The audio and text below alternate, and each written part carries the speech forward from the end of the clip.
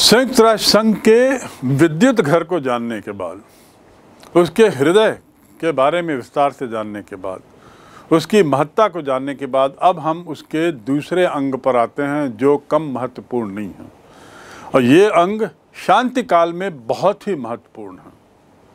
सुरक्षा परिषद तो युद्ध काल, सुरक्षा परिषद तो अशांति काल के समय अहम भूमिका निभाती है, लेकिन शांति काल में, सामान्य परिस्थितियों में आर्थिक और सामाजिक परिषद, इकोनॉमिक एंड सोशल काउंसिल, ये बहुत अहम भूमिका निभाती है। जैसा मैंने बताया, ये संयुक्त राष्ट्र संघ का एक हाथ है, महासभा का एक हाथ ये है। इस परिषद में महासभा के कितने सदस्य? 54, और 1/3 सदस्य हर 3 साल में बदलते हैं। 1/3 सदस्य हर 3 साल में।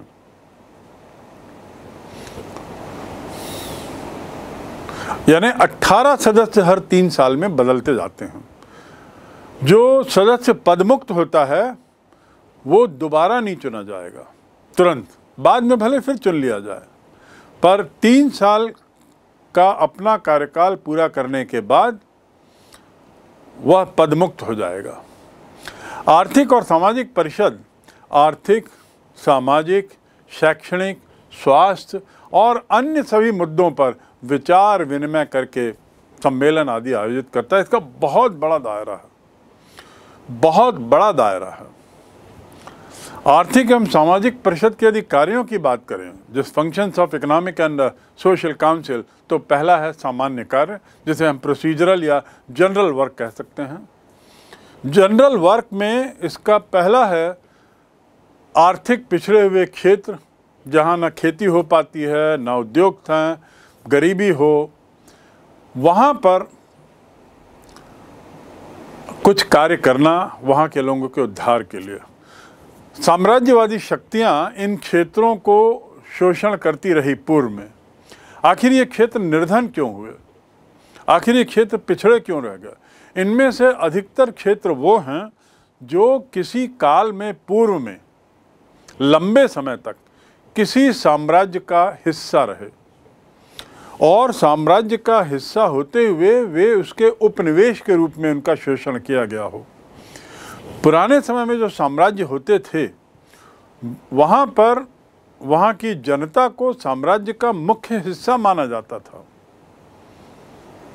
लेकिन गत 300 वर्षों में जो साम्राज्य आए, जिसकी स्थापना ब्रिटेन ने की थी, ब्रिटिश साम्राज्य, British empire, French empire, American empire, Russian empire, Portuguese empire, Spanish empire, ये कुछ ऐसे साम्राज्य थे जिन्होंने अपने साम्राज्य का विस्तार इसलिए नहीं किया कि वे वहाँ की जनता को मेन स्ट्रीम में रखें, कि वे वहाँ की जनता को के साथ बराबरी का दर्जा रखें, बल्कि इसलिए किया क्योंकि उस अतिरिक्त क्षेत्रों से वे शोषण कर सकें। मानव शोषण, आर्थिक शोषण, संसाधनों का शोषण, यानी वे शोषण के लिए वे क्षेत्र थे। परिणाम क्या हुआ कि इन साम्राज्यों में जो उपनिवेश थे जिनका शोषण हुआ, वे उपनिवेश बहुत निर्धन हो गए, शोषित हो गए, गरीब हो गए। तो आर्थिक और सामाजिक परिषद का कार्य है इन क्षेत्रों को, पिछड़े क्षेत्रों के लोगों का जीवन स्तर उठाना, गरीबी, बेकारी, भुखमरी आदि का निवारण करना, स्वास्थ्य में सुधार करवाना, कृषि में विकास करवाना और उद्योग धंधे आदि स्थापित करने में मदद करना, उसके लिए एक तरीके ईजाद करना बहुत महत्वपूर्ण कार्य है। क्योंकि विश्व का आधे से ज़्यादा क्षेत्र गरीबी, भुखमरी, दरिद्रता आदि से ग्रसित है, और इन देशों की गरीबी, दरिद्रता आदि जो है वह विश्व शांति के लिए खतरा रहती है। दूसरा कार्य जो है इस परिषद का, वो है आर्थिक, सामाजिक और स्वास्थ्य संबंधी समस्याओं का अध्ययन और समाधान।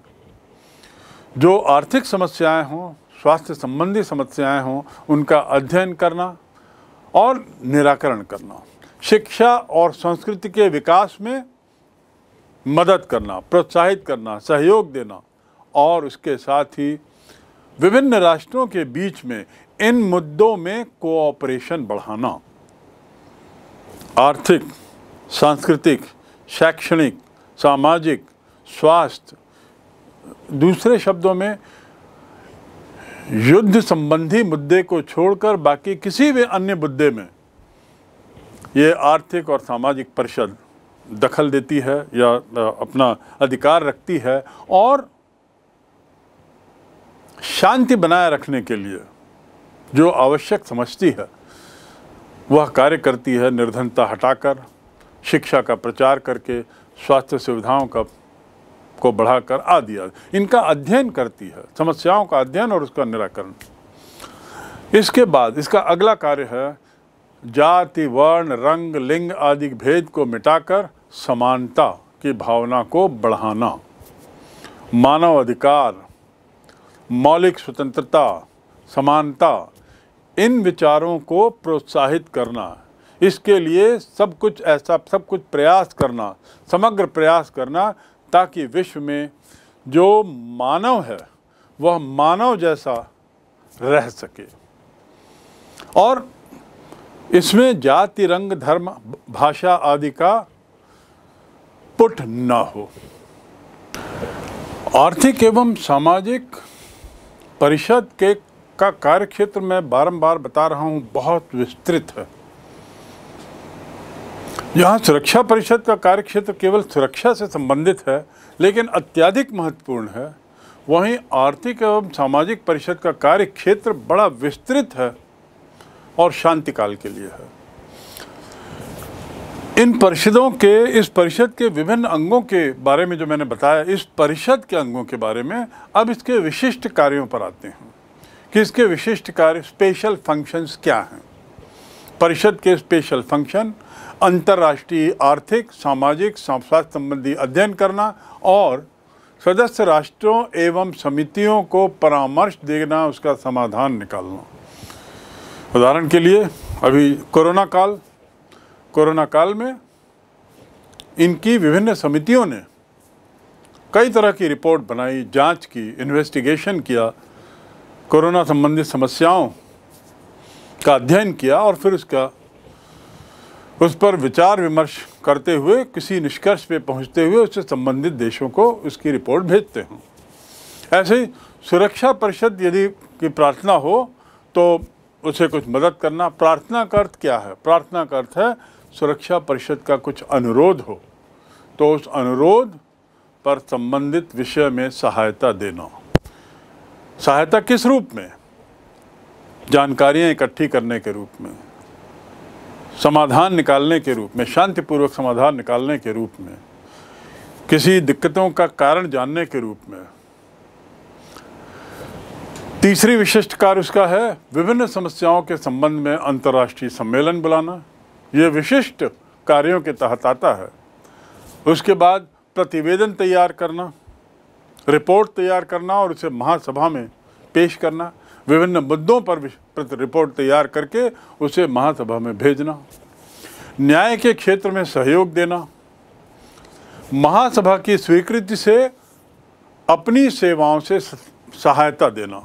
यदि महासभा उचित समझती है तो सदस्यों के अनुरोध पर वो अपनी सहायता दे सकती है। कई बार सदस्य राष्ट्र इस महासभा के माध्यम से आर्थिक परिषद को अनुरोध करते हैं कि वे कुछ इस आर्थिक मुद्दे का अध्ययन करके उस पर अपनी रिपोर्ट हमें भेजें ताकि हम अपनी आर्थिक समस्याओं के निराकरण के लिए प्रयास कर सकें, उनके नज़रिए को समझ सकें। ऐसी स्थिति में यदि महासभा सहमत है तो आर्थिक और सामाजिक परिषद इसमें मदद करती है। उसके बाद विभिन्न तरीके के आयोगों का गठन करना जिसका उद्देश्य आर्थिक और सामाजिक विकास हो। इस तरह ये स्पष्ट है कि अभी तक जो हमने पढ़ा कि पिछड़े और विकसित देशों के आर्थिक विकास के लिए ये संस्था सतत रूप से प्रयासरत है। पिछड़े और अविकसित देश, अर्धविकसित देशों को विशेषज्ञ भी भेजती है और उन्हें मशीन, यंत्र, औजार, उपकरण, इसके लिए आर्थिक सहायता आदि देती है। और सबसे महत्व की बात यह है कि यदि सुरक्षा परिषद का लक्ष्य संसार को भय से मुक्त करना है तो आर्थिक एवं सामाजिक परिषद का लक्ष्य संसार को अभाव से मुक्त करना है। ये वाक्य बहुत महत्वपूर्ण है। प्रोफेसर आशीर्वादम के द्वारा ये उक्ति कही गई थी, जिसमें कहा कि विश्व में सुरक्षा परिषद का लक्ष्य भय से मुक्त करना, तो वहीं आर्थिक और सामाजिक परिषद का लक्ष्य विश्व को अभाव से मुक्त करना। शिक्षा का अभाव, स्वास्थ्य का अभाव, भोजन खाने का अभाव, अन्य बहुत सभी तरीके के अभाव, कमियों को। अब इसका जो अगला जो हिस्सा है, अगला अंग, महासभा, सुरक्षा परिषद और उसके बाद आर्थिक सामाजिक परिषद। अब अगले अंग है संरक्षण परिषद यानी ट्रस्टीशिप काउंसिल। इसे क्या कहते हैं हिंदी में? संरक्षण परिषद, ट्रस्टीशिप काउंसिल, ट्रस्ट। जो इसकी जो व्यवस्था है, इसको देखने के लिए इसकी स्थापना हुई और इसका जो ऑर्गेनाइजेशन है ये एक बहुत विशिष्ट अंग है यूएनओ का। विशिष्ट किस दृष्टि से कि मार्च 1947 में जब इसका गठन हुआ और इसने अपना कार्य शुरू किया तो संयुक्त राष्ट्र संघ के सदस्यों द्वारा इसका कार्य कुछ इस रूप में किया जाने लगा जिसे हम 3 भागों में बांट सकते हैं। स्थापना हुई थी मार्च 47 में। पहला जो इसका था कि न्यास देशों का शासक देश, दूसरा सुरक्षा परिषद के ऐसे सदस्य जो न्यास प्रदेशों का शासन न कर सकते हों, और तीसरा है महासभा द्वारा 3 वर्ष के लिए निर्याचित उतने सदस्य जितने न्यास प्रदेशों का शासन करने वाले सदस्य देशों की संख्या को समान करने के लिए आवश्यक है। ये ट्रस्टीशिप काउंसिल का एक ग्रुप है, विशिष्ट अंग है। संयुक्त राष्ट्र संघ के सदस्यों, इसका जो गठन है इसके 3 प्रावधान है। पहला तो न्यास देशों का शासक देश, दूसरा सुरक्षा परिषद के ऐसे सदस्य जो न्यास देशों का शासन न करते हों, और तीसरा महासभा द्वारा 3 वर्ष के लिए निर्वाचित उतने सदस्य जितने न्यास देशों का शासन करने वाले सदस्यों की संख्या को समान रखने के लिए आवश्यक हो। वर्तमान में इसमें 14 सदस्य हैं, जिसमें 7 शासक देश, 7 गैर शासक देश, और भारत भी जो था वो 1959 तक इसका सदस्य रहा। ये जो न्यास सदस्य हैं, न्यास संगठन के जो सदस्य हैं, इसमें हर एक को 1 वोट का अधिकार है।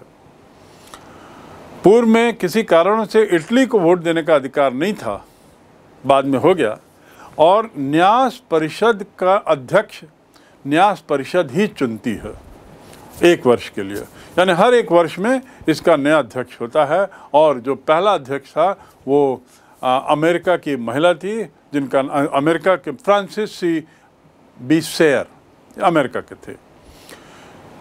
इसकी कार्यविधि क्या है?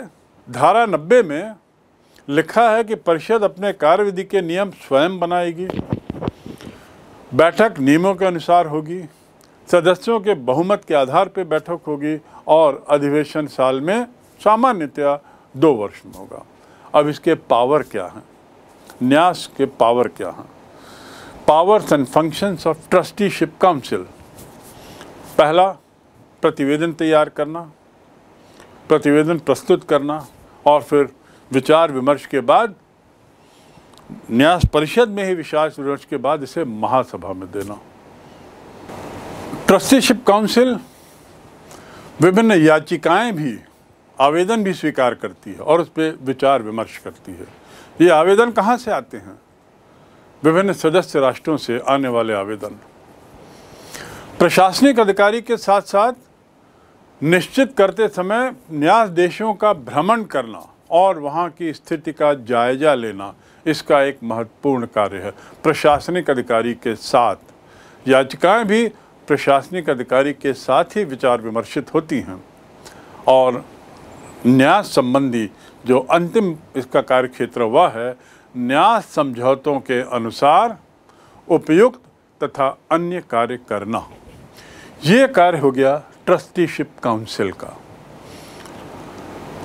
अगली जो संस्था है वह है अंतर्राष्ट्रीय न्यायालय। महासभा, सुरक्षा परिषद, उसके बाद आर्थिक एवं सामाजिक परिषद, उसके बाद ट्रस्टीशिप काउंसिल, न्याय सभा और अगला अंतर्राष्ट्रीय न्यायालय, इंटरनेशनल कोर्ट ऑफ जस्टिस।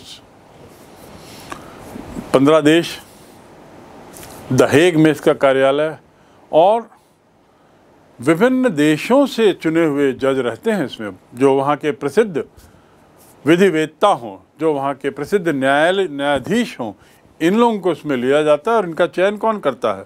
सुरक्षा परिषद के प्रस्ताव पर 2/3 बहुमत मिलने पर महासभा के उनका चयन होता है। ये नियम बड़ा स्पष्ट है कि एक ही देश से 2 न्यायाधीश नहीं, एक देश से एक बार में एक ही न्यायाधीश, और इसके साथ ही इनका कार्यकाल 9 वर्ष का। इसमें ये बात अनुमोदित है कि न्यायाधीश अपना 9 वर्ष का कार्यकाल पूरा करने के बाद तुरंत ही पुनः चुने जा सकते हैं। आर्थिक और सामाजिक परिषद में बड़ा स्पष्ट नियम है कि जो सदस्य हैं, 18 सदस्य 3-3 वर्षों के लिए चुने जाते हैं, 54 सदस्य होते हैं, लेकिन कोई भी सदस्य राष्ट्र तुरंत अगले 3 वर्ष के लिए नहीं चुना जाता। पर यहाँ पर न्यायाधीश के रूप में सफल न्यायाधीश को 9 वर्ष का काल पूरा करने पर दोबारा 9 वर्ष के लिए फिर चुना जा सकता है। किसके द्वारा? महासभा के द्वारा। किसके द्वारा प्रस्तावित होने पर? सुरक्षा परिषद के द्वारा प्रस्तावित होने पर। अंतर्राष्ट्रीय न्यायालय राष्ट्रों से संबंधित विवादों का निपटारा करता है और महासभा को, सुरक्षा परिषद को कानूनी सलाह देता है। सुरक्षा परिषद को खासकर कानूनी सलाह देने की जरूरत पड़ती रहती है। अब थोड़ा हम देखें इसका क्षेत्राधिकार। क्या वो किसी देश के अंदर के मामले पर न्याय दे सकता है? किसी देश के अंदर के 2 राज्यों के झगड़ों पर दखल दे सकता है, पर अपना निर्णय दे सकता है? कौन से मामले हैं जिस पर ये इस न्यायालय की उपयोगिता है? थोड़ा इसका कार्यक्षेत्र जाने। इसे अंग्रेजी में कहते हैं ज्यूरिसडिक्शन ऑफ कोर्ट, उसका कार्यक्षेत्राधिकार। पहला, इनका जो एक तरीके से हम देख लें कि इनका जो क्षेत्राधिकार है वो 3 भागों में बांटा गया है। कितने भागों में? 3 भागों में। सबसे पहला ऐच्छिक। ऐच्छिक मतलब यदि इच्छा हो तो वो उन मामलों में न्याय देगा। दूसरा है अनिवार्य, ऐसा कार्यक्षेत्र जहां उसका न्याय देना एक आवश्यक है, उसका एक कर्तव्य है। और तीसरा जो कार्यक्षेत्र है वह है परामर्शदाता के रूप में। जैसा मैंने बताया, वो सुरक्षा परिषद को, महासभा को और कभी कभी अन्य संस्थाओं को परामर्श देने का कार्य करता है। तो इसके कार्यक्षेत्रों को 3 भागों में। पहला ऐच्छिक। ऐच्छिक में क्या है? ऐच्छिक मतलब वॉलंटरी।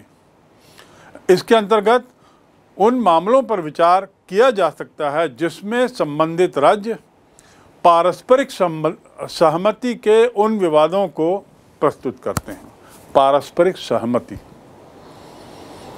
ये उसका वॉलंटरी ज्यूरिसडिक्शन है, ऐच्छिक कार्यक्षेत्र। दूसरा है अनिवार्य क्षेत्राधिकार। अनिवार्य क्षेत्राधिकार क्या है? जिसे हम कहते हैं कंपल्सरी ज्यूरिसडिक्शन। कंपल्सरी ज्यूरिसडिक्शन में आर्टिकल 36 में ये लिखा गया है कि वर्तमान राज्य किसी भी समय घोषणा कर सकते हैं कि वे न्यायालय के कार्यक्षेत्र को अनिवार्य समझते हैं। यदि दूसरा पक्ष भी ये घोषित करता है तो उन मामलों को निम्नलिखित मामलों से संबंधित माना जाएगा। यदि दूसरा भी इस बात से सहमत है तो 2 पार्टियां होती हैं, एक वादी और दूसरा जो उसके खिलाफ हो। तो यदि दोनों पार्टियां सहमत हो जाएं तो उन मामलों में इसका ज्यूरिसडिक्शन आता है। पहला है संधि की व्यवस्था। यदि दूसरा पक्ष घोषित करे तो उन मामलों में जो निम्नलिखित मामलों से संबंधित हैं उसमें इसका ज्यूरिसडिक्शन है। पहला, संधि की व्यवस्था करे। दूसरा, अंतर्राष्ट्रीय कानून से संबंधित कोई प्रश्न हो तो उस पर अपना न्यायालय निर्णय दे। तीसरा, कोई ऐसा मामला जिसमें अंतर्राष्ट्रीय नियम भंग हो रहा हो, भंग किया गया हो। और चौथा, अंतर्राष्ट्रीय नियम को भंग करने पर क्षतिपूर्ति का प्रावधान, क्षतिपूर्ति के बारे में यदि सवाल हों तो उस पर इसका निर्णय होता है। पर इसमें ये जरूरी है कि दूसरा पक्ष भी घोषित करे कि उन मामलों में वह अंतर्राष्ट्रीय कोर्ट में जाने में सहमत है। नवीन न्यायालय की स्थापना के समय उसे उत्तराधिकारी के रूप में 17 राज्यों के ऐसे घोषणा पत्र प्राप्त हुए थे। 17 राज्यों के घोषणा पत्र जब ये नया बना था। तो इस प्रकार हम देखते हैं कि अंतर्राष्ट्रीय न्यायालय के ऐच्छिक क्षेत्राधिकार, अनिवार्य क्षेत्राधिकार क्या क्या हैं। अब इसके क्षेत्राधिकारों की बात करें तो अंतिम जो एडवाइजरी है, परामर्शदाता के रूप में, जहां वह न्याय नहीं देता, जहां उसका निर्णय बंधित ना हो बल्कि एक परामर्श हो, एक सलाह हो, ऐसे ज्यूरिसडिक्शन को कहते हैं एडवाइजरी ज्यूरिसडिक्शन। ये आर्टिकल 65 के तहत है और इसमें अंतर्राष्ट्रीय न्यायालय कई बार सुरक्षा परिषद को एडवाइस देता है, कई बार महासभा को एडवाइस देता है और कई बार ज़रूरत पड़ने पर विभिन्न देशों को उनकी सुविधानुसार, उनके हित में एडवाइस देता है। तो इस प्रकार ये एडवाइजरी रोल हो गया और ये न्यायालय के, अंतर्राष्ट्रीय न्यायालय के कार्यक्षेत्र हो गए। न्यायाधीशों का अंतर्राष्ट्रीय न्यायालय में कार्यक्षेत्र, उनके क्षेत्र का, उनके कार्य का क्या अधिकार है, इसको हमने जाना।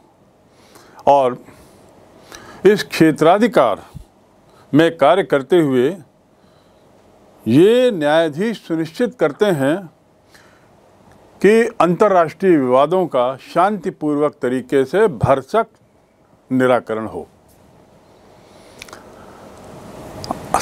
ये न्यायाधीश किन शर्तों में वहाँ कार्य करते हैं? मैंने पूर्व में आपको बताया कि ये न्यायाधीशों का चयन सुरक्षा परिषद और महासभा के तालमेल से होता है और 9 वर्ष के लिए होता है। एक न्यायाधीश 9 वर्ष के लिए रहते हैं। इनकी पुनर्नियुक्ति भी हो सकती है, यानी 9 वर्ष बाद ये तुरंत फिर से अपनी सेवाएं दे सकते हैं यदि महासभा इसको अनुमोदित करती है तो हम न्यायाधीशों की सुविधाएं, फैसिलिटीज टू द जजेस, इस पर थोड़ा बात करें। वर्तमान न्यायालय के न्यायाधीश जब तक सेवा में रहते हैं वो एक निश्चित सुविधाएं उन्हें मिलती हैं। जो वकील, एजेंट या अन्य व्यक्ति परामर्शदात्री न्यायालय के सामने पेश होते हैं उन्हें भी सुविधाएं मिलती हैं। परामर्शदात्री न्यायालय, ये बात क्यों यहाँ कही जा रही है? क्योंकि ये परामर्श देना मतलब एक एडवाइस देना, समझाइश या सुझाव देना, न्याय नहीं। पर सुझाव देने के लिए भी जो वकील होंगे या जो एजेंसीज होंगी उन्हें भी वे सुविधाएं मुहैया कराई गई हैं जो अन्य क्यों, क्योंकि परामर्श भी कोई कम महत्वपूर्ण नहीं होता, परामर्श की अपनी महत्ता है। न्यायालयों तथा रजिस्ट्रार के वेतन, भत्ते और मुआवजे, ये सभी तरह के करों से मुक्त होता है। क्योंकि यदि ये न्यायाधीश अलग अलग क्षेत्रों से आते हैं तो अलग अलग क्षेत्रों से आने पर इसका मतलब ये हुआ कि उनको अपने देश के अनुसार अपने आय में से कर देना होगा। अब इनकी आय तो अंतर्राष्ट्रीय न्यायालय में अपॉइंट के समय स्थिर कर दी गई है। कितनी है जिस पर आगे बताऊंगा। तो इनकी जो मंथली तनख्वाह है वो तो फिक्स कर दी गई। अब फिक्स करने के बाद अपने देश में जब ये पैसा भेजते हैं या अपने देश के हिसाब में जब बताते हैं अपनी इनकम, तो अपने देश के अनुसार यदि इन पे कर लगेगा तो इनकी जो इनकम वास्तविक इनकम हो जाएगी वो बदल जाएगी, अलग अलग रहेगी।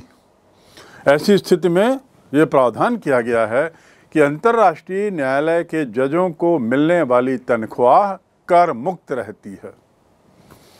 सामान्य सभा प्रत्येक जज को 54,000 डच फ्लोरिंग की तनख्वाह देती है। ये वार्षिक तनख्वाह 54,000 डच फ्लोरिंग, ये वहाँ की करेंसी है। वेतन के रूप में इन्हें 54,000 डच फ्लोरिंग वार्षिक मिलता है।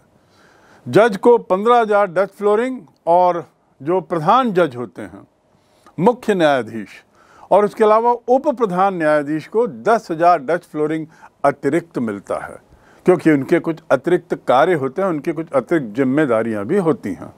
तो 54,000 डच फ्लोरिंग और उसके बाद मुख्य न्यायाधीश को और उप प्रधान न्यायाधीश को 15,000 और 10,000 अतिरिक्त डच फ्लोरिंग इस क्रम में मिलता है।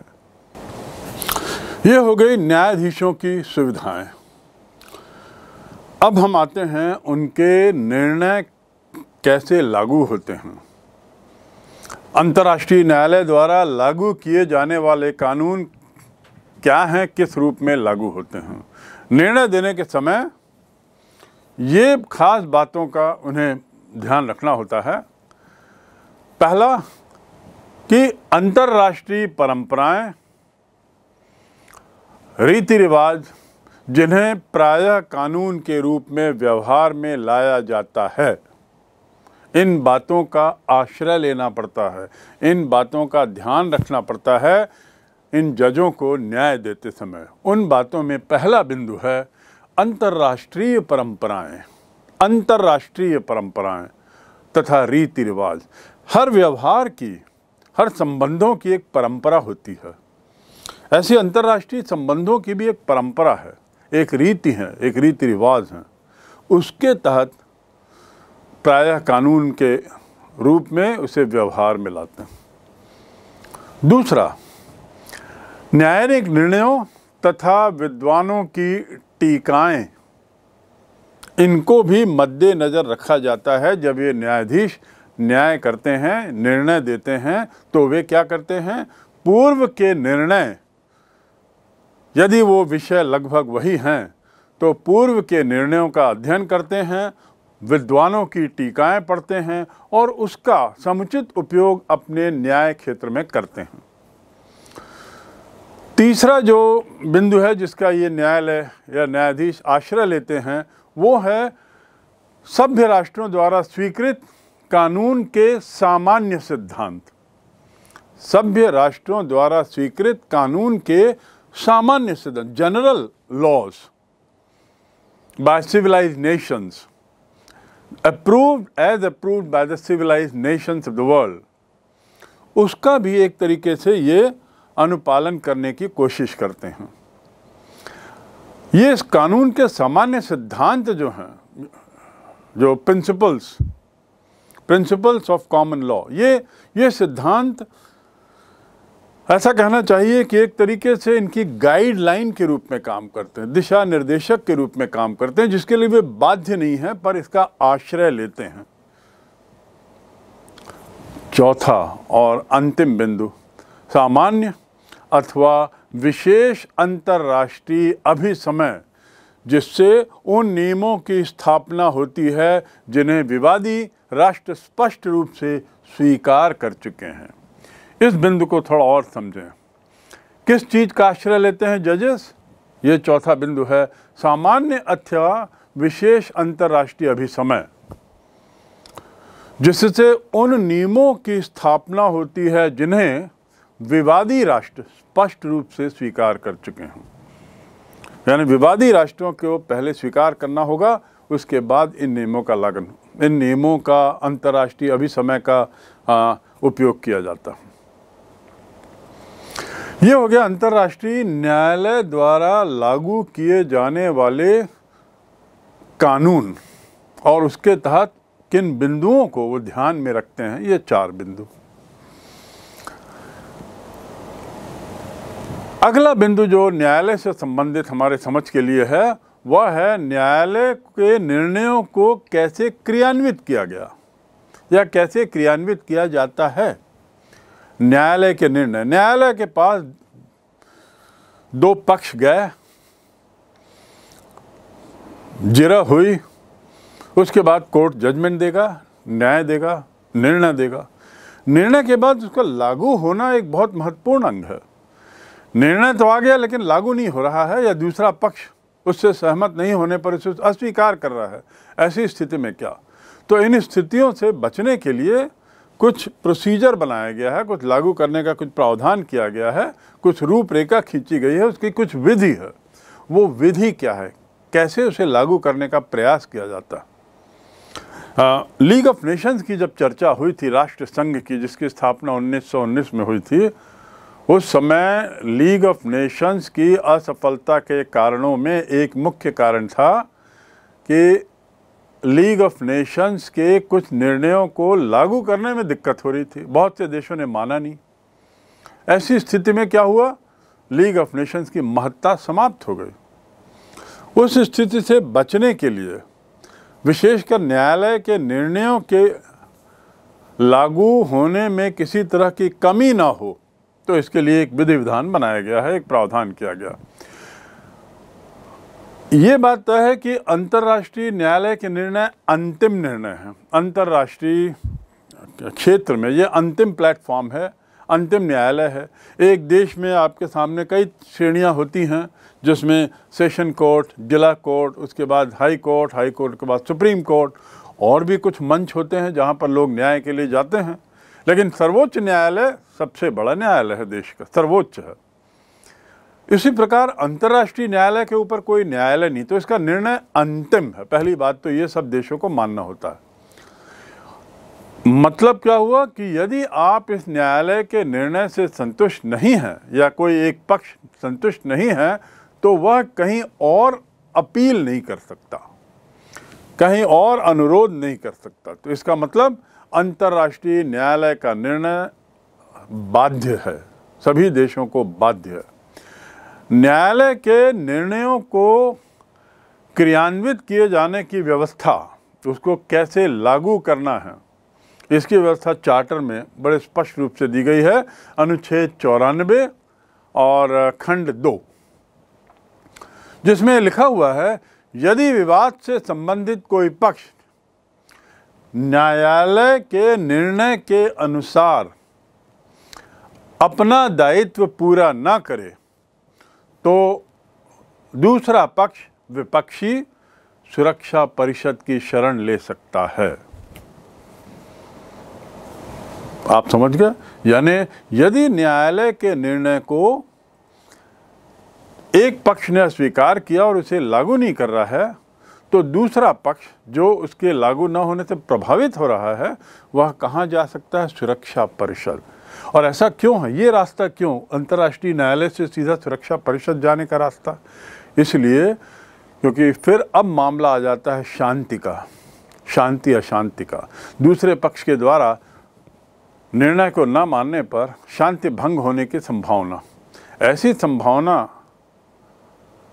की जानकारी सुरक्षा परिषद को होनी चाहिए, तभी तो वो समय पर, उचित समय पर कार्रवाई कर सकता है। इसलिए सुरक्षा परिषद पर जाकर दूसरा पक्ष अपनी बात रख सकता है और लागू करने के लिए आवश्यक सिफारिश का अनुरोध कर सकता है।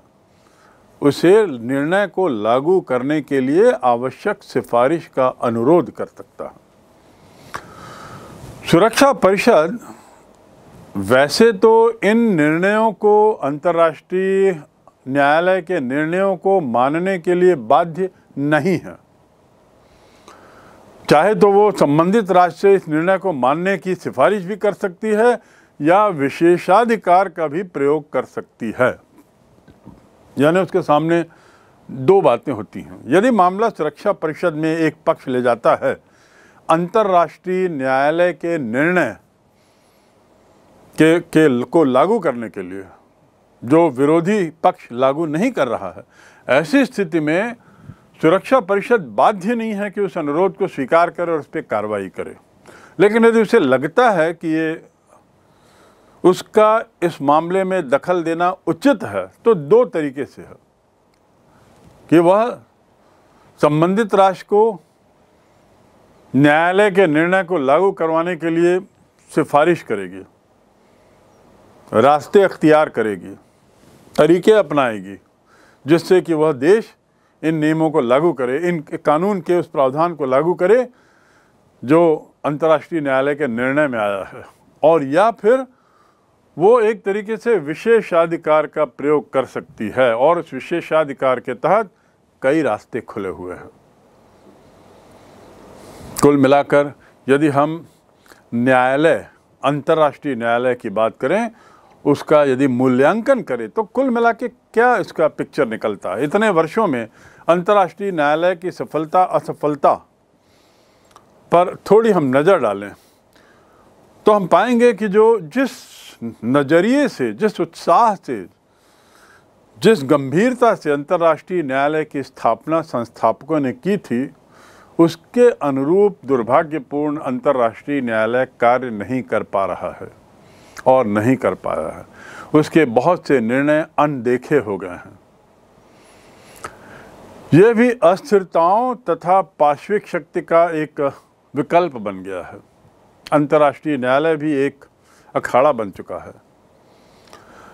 राष्ट्रों में इस भावना का वो संचार नहीं कर पाया है कि राष्ट्रीय समस्याओं का शांतिपूर्वक समाधान संभव है।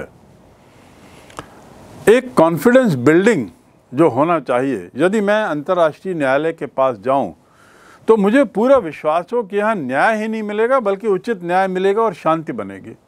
पर दुर्भाग्य से गत 70 वर्षों के इतिहास ने ऐसा आत्मविश्वास विभिन्न देशों पे नहीं जगा पाया है। क्यों? क्योंकि उसके निर्णयों में खामियां नहीं कहना चाहिए, बल्कि इसके निर्णयों को लागू करने में कई खामियां निकली हैं। तो इस प्रकार हम कह सकते हैं कि अंतर्राष्ट्रीय न्यायालय अपनी उम्मीद पर खरा नहीं निकला है। अंतर्राष्ट्रीय न्यायालय की कई आधार पर आलोचना की जाती है, और ये आलोचना के जो आधार हैं इसमें कुछ सच्चाई भी है। इसके आधारों में सच्चाई की बात करें तो मुख्य बिंदु है कि इसके पास, जैसा मैंने पहले बताया, निर्णय को लागू करने की शक्ति नहीं है, लागू करवाने की शक्ति नहीं है। करने से ज़्यादा लागू करवाना इसके लिए अहम है, क्योंकि स्वयं के पास कुछ ऐसी सुविधाएं नहीं है, उसे तो लागू करवाना है। तो निर्णयों को लागू करवाने का इसके पास एक तरीके से प्रावधान नहीं है, अभाव है। जिसको हम कहें कि टीथ के पास दांत नहीं है। जिह्वा तो दी है, बोलने का दिया, लेकिन दांत नहीं जिससे वो समय पड़ने पर काट सके। तो वो दांत की ज़रूरत है।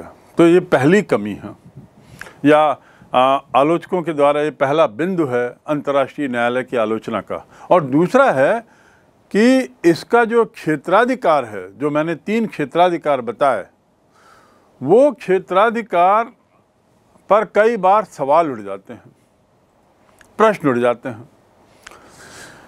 कई बार इन देशों को महसूस होता है कि उसके क्षेत्र में नहीं आता।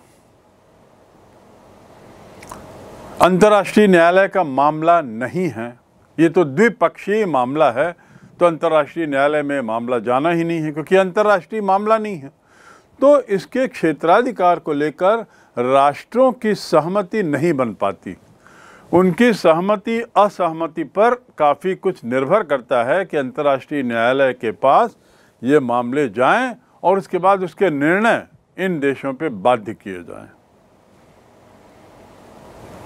ये कुल मिलाकर ये कुल बातें हुई अंतर्राष्ट्रीय न्यायालय की, जो एक वैसे तो बहुत महत्वपूर्ण संस्था है, पर अपना कार्य उतने कुशलतापूर्वक नहीं कर पाई जितनी कि उससे संस्थापकों की उम्मीद थी।